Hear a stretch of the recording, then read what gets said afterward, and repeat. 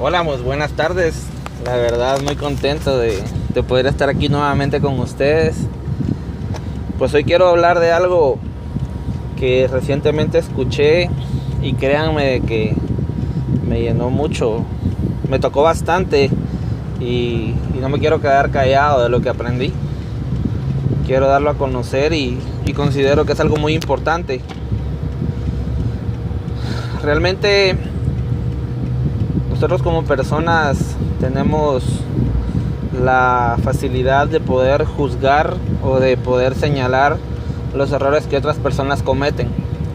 Y eso regularmente sucede en personas de que se consideran estar haciendo lo correcto, estar haciendo las cosas bien, pero pasan desapercibidas o pasan por alto de que en algún momento ellos también cometieron errores y tuvieron una serie de circunstancias que los llevaron a no ser las personas ideales que en este momento ellos se consideran poder ser.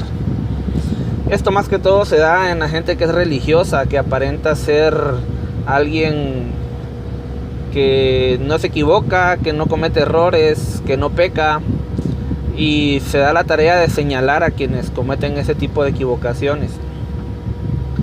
Es una historia muy hermosa, la hemos escuchado un montón de veces en diferentes prédicas o en diferentes historias. Es un momento muy significativo el que tuvo Jesús ese día, y de eso quiero hablar hoy. Es de la historia de la mujer que encontraron en adulterio, que la encontraron en el acto de adulterio y se la llevaron a Jesús. Esto lo encontramos en Lucas capítulo 7 y habla de que un grupo de judíos encuentran a esta mujer en el acto de la prostitución. En el acto, ni siquiera la juzgaron de que ella se dedicaba a eso, o sea que la agarraron con las manos en la masa. Entonces vienen y se la llevan a Jesús. Todo el mundo estaba listo con piedras para apedrearla y asesinarla, porque eso era lo que la ley de Moisés estipulaba. Pero en ese tiempo se vivía bajo el régimen del Imperio Romano. Entonces ningún judío podía hacer justicia o podía juzgar a otro judío sin antes pasar por la apelación de las leyes romanas. Así como le pasó a Jesús. Jesús, antes de ser crucificado, primero lo llevaron delante de Poncio Pilato, porque era como el juez o el juzgador del Imperio Romano.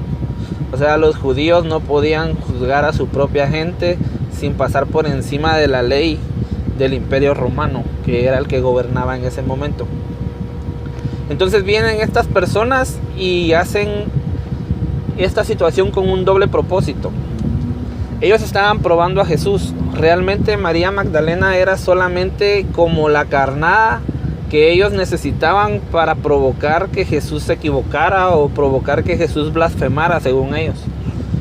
Porque si Jesús les decía, ok, según la ley de Moisés, mátenla y apedréenla, estaría violando los principios del Imperio Romano y estaría violando las leyes del emperador.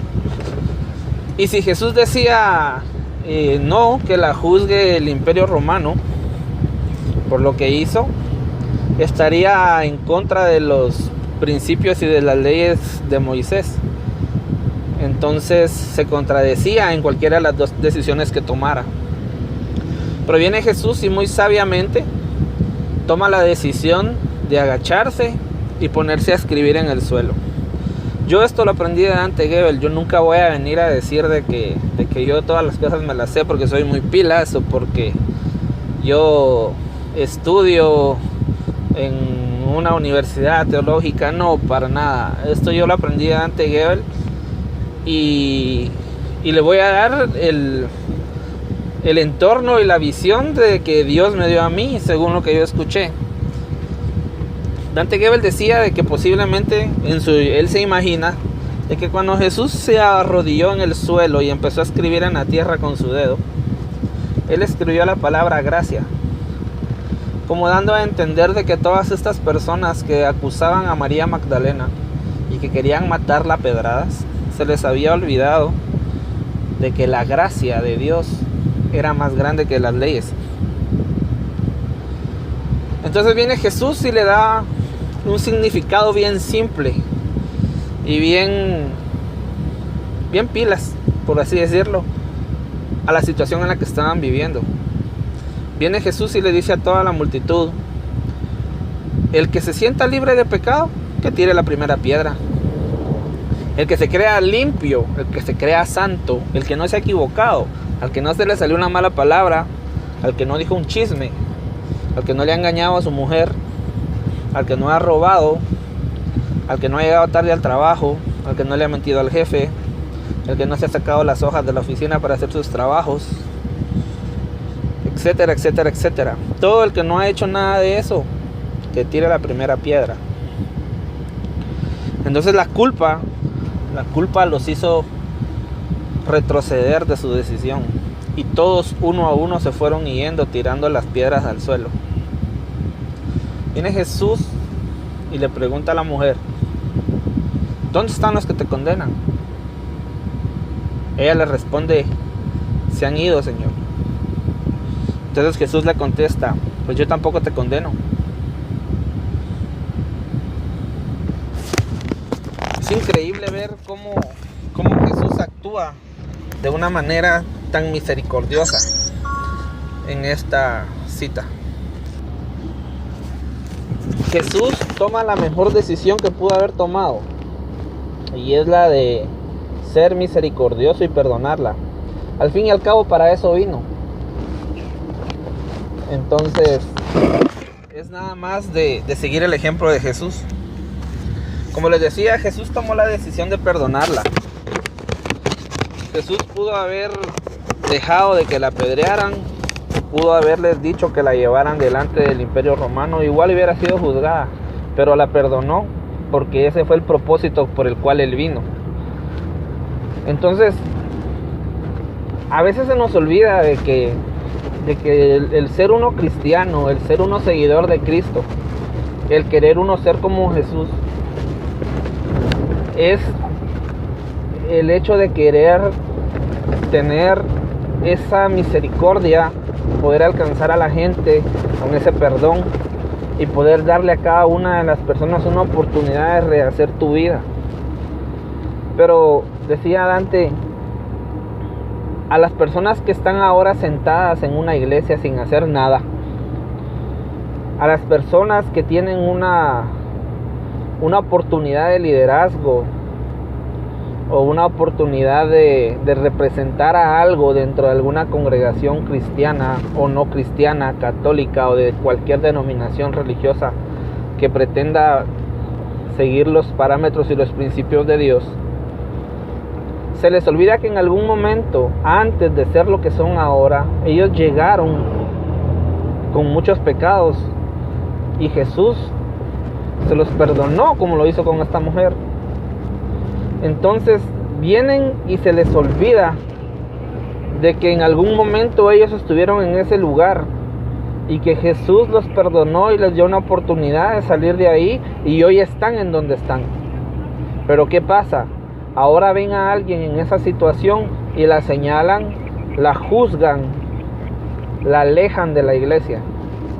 Es curioso, dense en cuenta.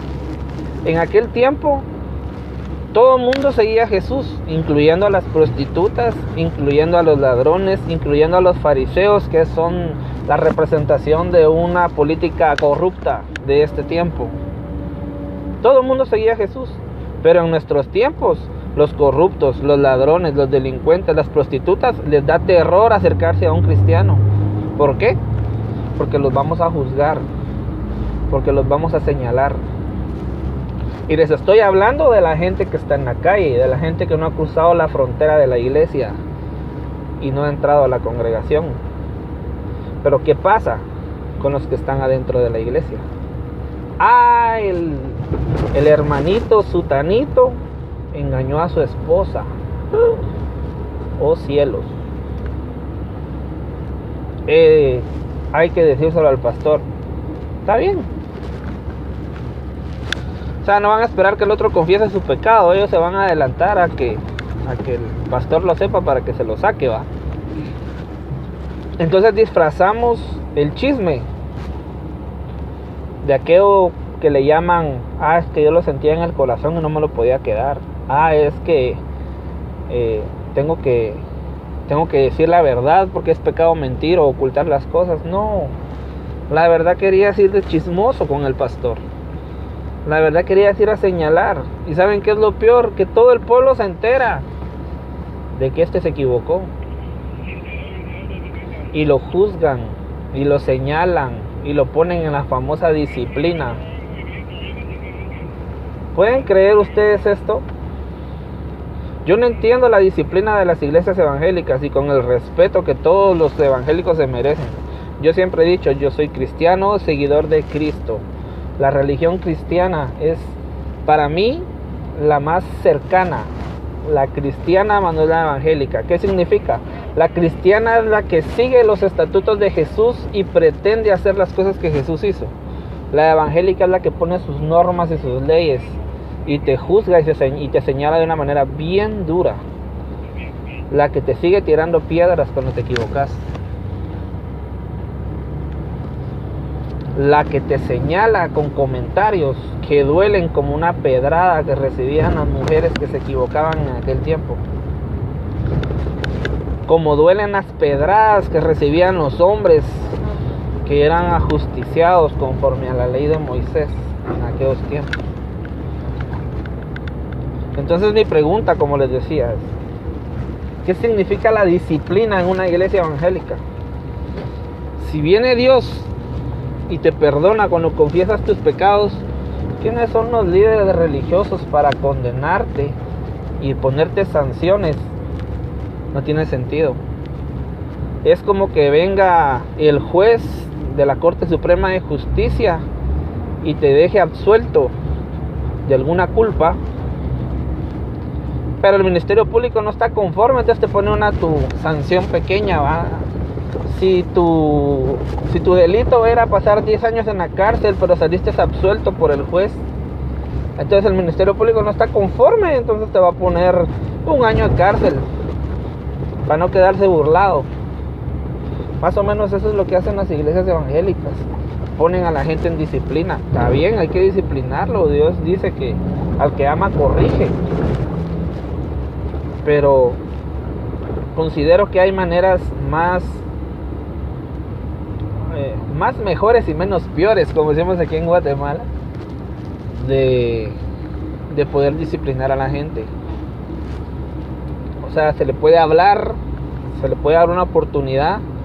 Si falla en la primera o en la segunda oportunidad, ya una tercera se le quita la oportunidad que tiene, sin necesidad de ponerle castigos o de exponerlo delante de la demás gente para que todo el mundo se entere del error que ha cometido.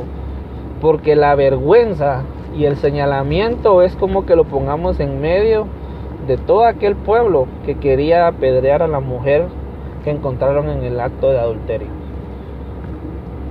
Así de simple, señores.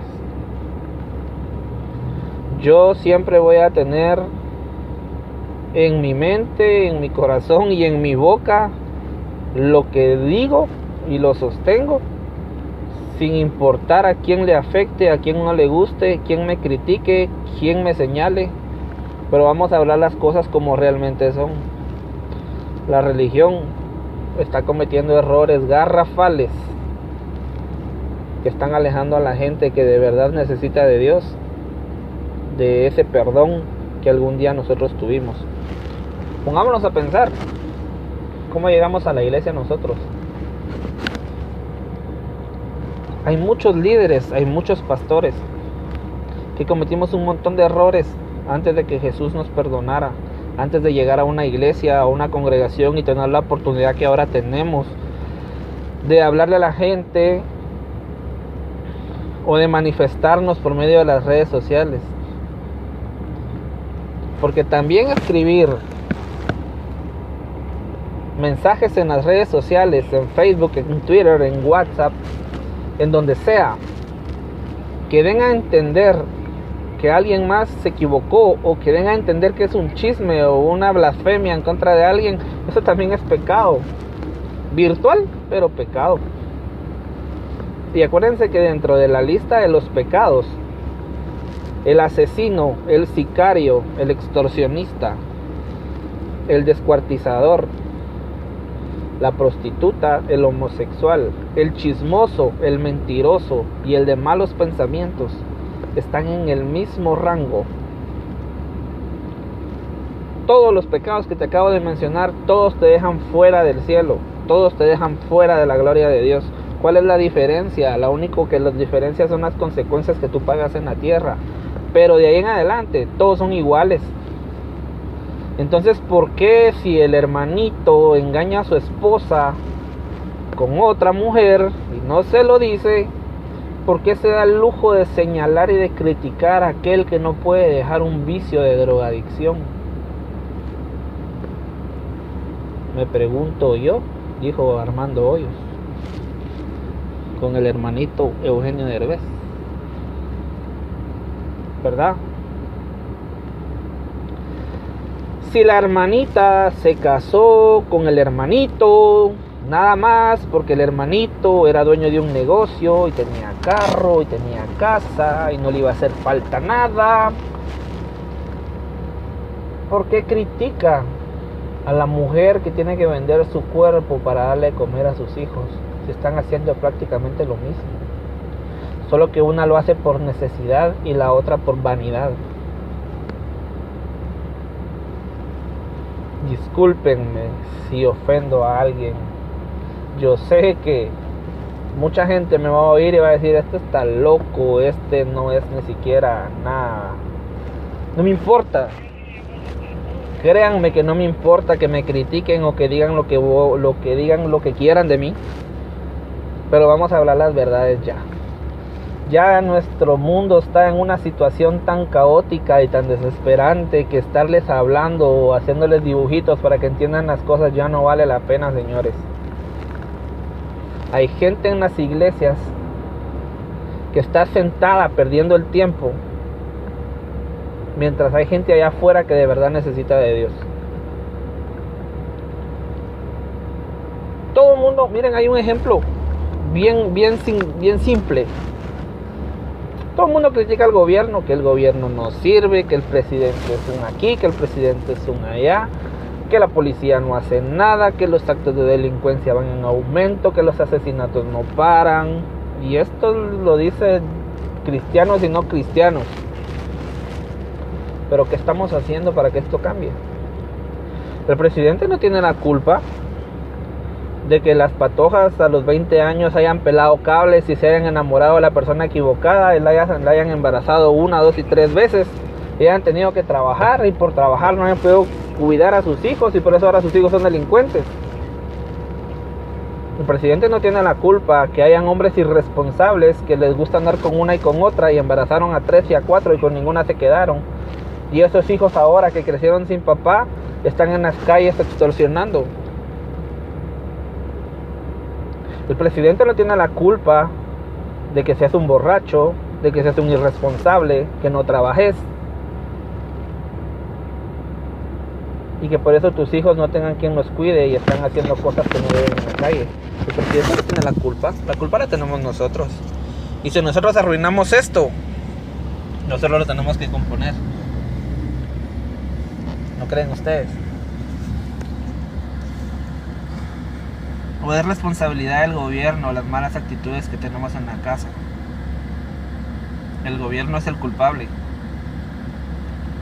O simplemente nosotros estamos agarrando una piedra y ver a quién se la lanzamos para pretender hacer justicia.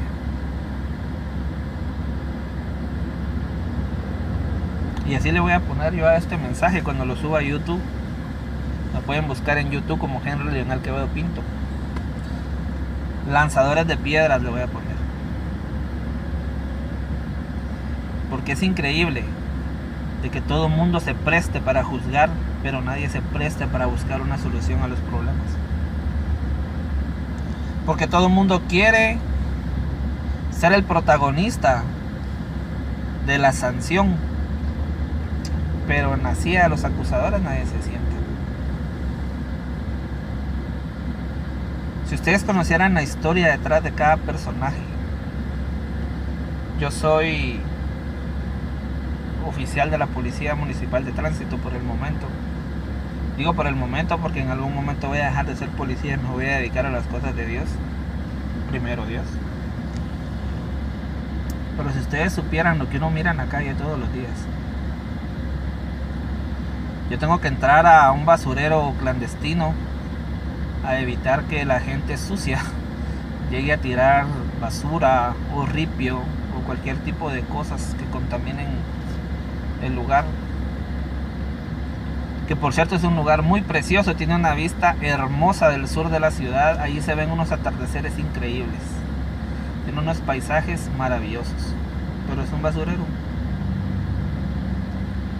Y ahí viven unas personas que ustedes no se imaginan la necesidad que pasan. Yo en ese basurero he aprendido a valorar cada momento de mi vida en el que tengo un pan sobre la mesa y me lo puedo comer. No me lo van a creer, pero una vez llegó una persona en un vehículo de una marca de energizantes a tirar cantidad de energizantes vencidos. Aparte, los energizantes son malos en exceso. Aparte, se tienen que tomar fríos para que no te provoquen problemas cardiovasculares. Y aparte de eso, vencidos. Y esa pobre gente se tomaba eso como que si estuvieran tomando la última Coca-Cola del desierto, sin importarles si se enfermaban o no se enfermaban. Llegan camiones de empresas de pollo a tirar el montón de pollos vencidos, sucios, chucos, podridos. ¿Y saben qué hace esa gente?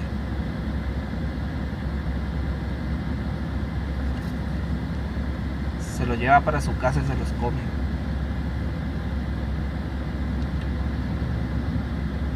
Y algo peor todavía, hay gente que se los compra y los vende en las ventas de comida. Y nosotros ni nos damos cuenta qué clase de comida nos estamos metiendo a la boca. Pero hay tanta necesidad en basureros. Yo vi un reportaje en Telediario de la prostitución y escuché las historias de algunas de las mujeres que se dedican a eso. Y realmente dan tristeza.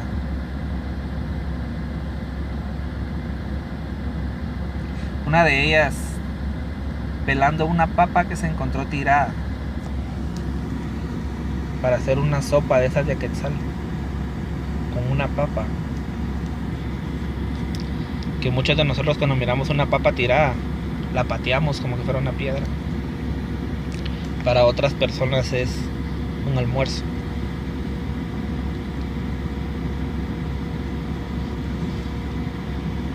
Aunque usted no lo crea.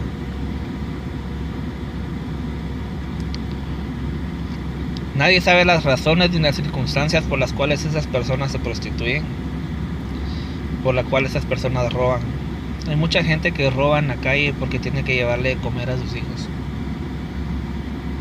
Hay otros que roban porque de verdad son unos haraganes y unos sinvergüenzas. Pero hay muchos que roban porque no tienen otra alternativa. Pero ¿quién nos ayuda? ¿Quién nos escucha y quién nos comprende? Jesús sigue en el mismo lugar, dibujando en el suelo con su dedo la palabra gracia y perdón.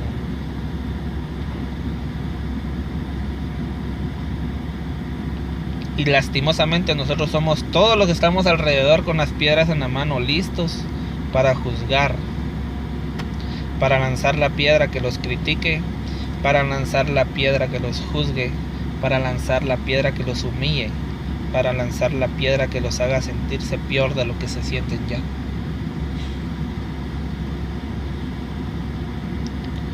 ¿Quién fue María Magdalena después? María Magdalena siguió a Jesús hasta el último minuto de vida. Fue partícipe de su resurrección y fue partícipe del derramamiento del Espíritu Santo, del cual narra el libro de Hechos en el capítulo 1. ¿Valió la pena perdonar a María Magdalena ese día? Valió la pena. Imagínense a cuánta gente valdría la pena salvar de lo que está haciendo en este momento.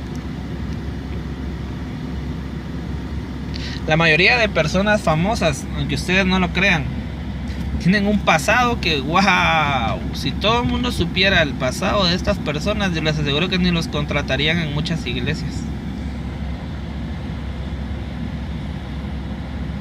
Yo acabo de estoy leyendo el libro de Funky, no lo he terminado de leer. Wow. Este chavo cometió una de errores que no tienen idea. Y yo creí que yo era una de las personas que más errores había cometido en mi vida y por eso me había costado tanto salir adelante. Este cuate tenía 20 años y su vida estaba ya prácticamente arruinada, por así decirlo. No había cumplido ni siquiera 22 años y ya tenía 5 hijos de 2 esposas diferentes. Él es Funky, el que le ha transformado la vida a muchísima gente a través de sus canciones.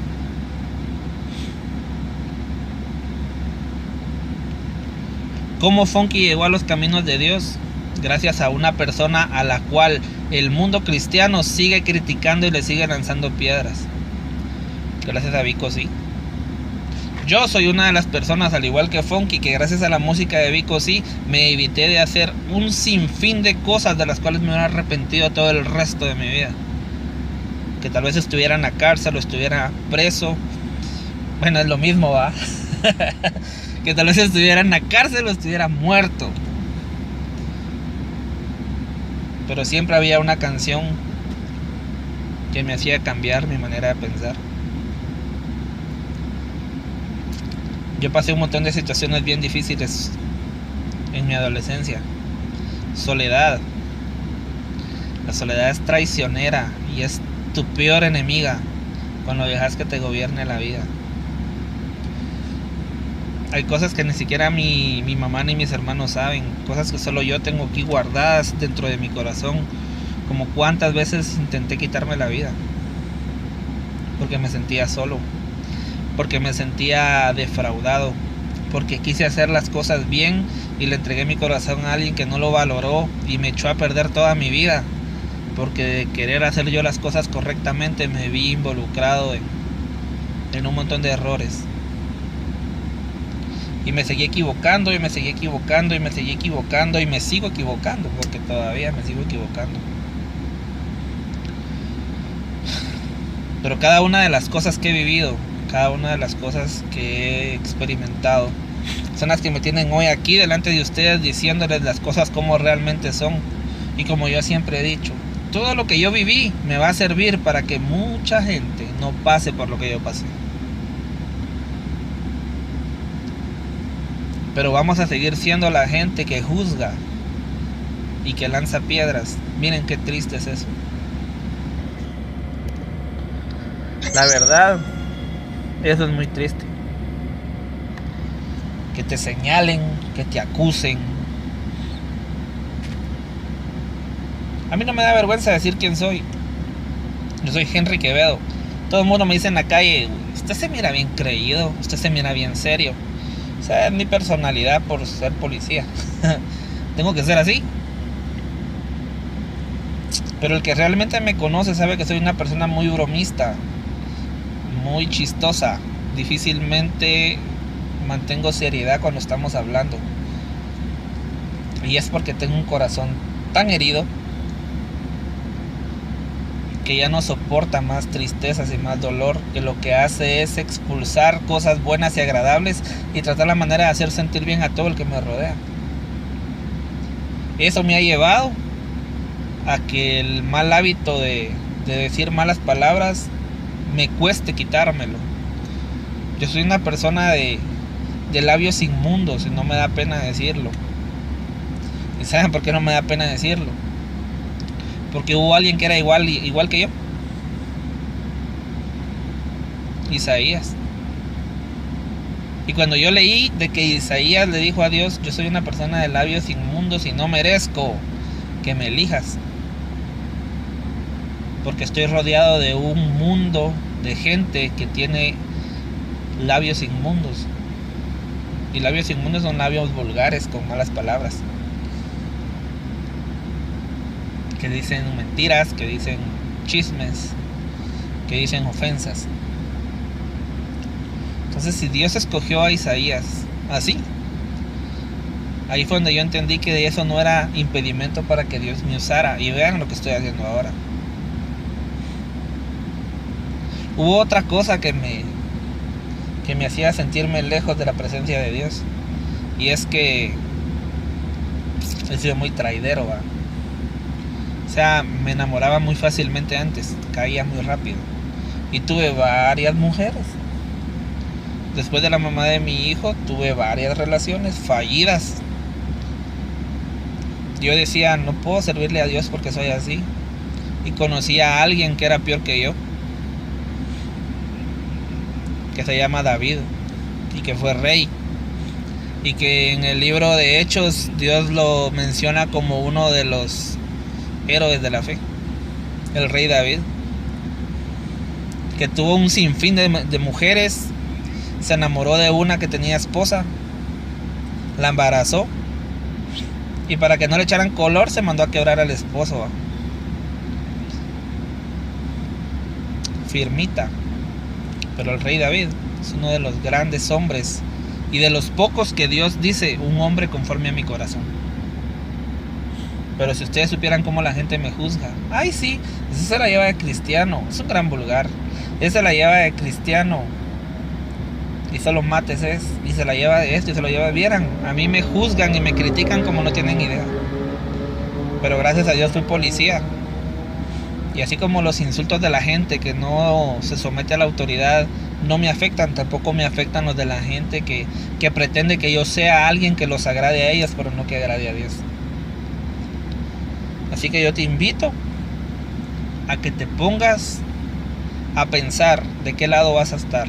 Del lado de los que tienen la piedra en la mano listos para juzgar, o del lado de los que están como Jesús listos para perdonar y ayudar a la gente. Como repito, ¿valió la pena o no valió la pena salvarle la vida a María Magdalena ese día? Para mí sí valió la pena. María Magdalena influyó muchísimo en la vida de Jesús después, en la vida de María y en la vida de los apóstoles. Así como muchos de nosotros hemos influido positivamente en la vida de mucha gente.